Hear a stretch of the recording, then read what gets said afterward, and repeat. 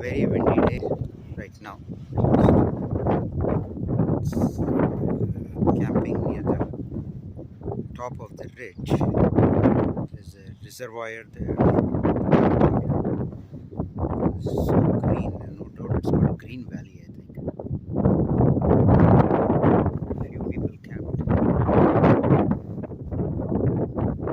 next to the power lines.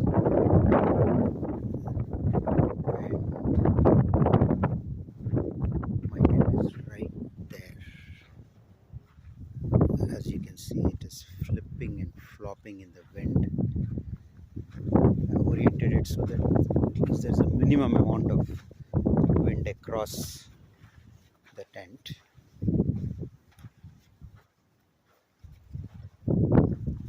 Mile 468.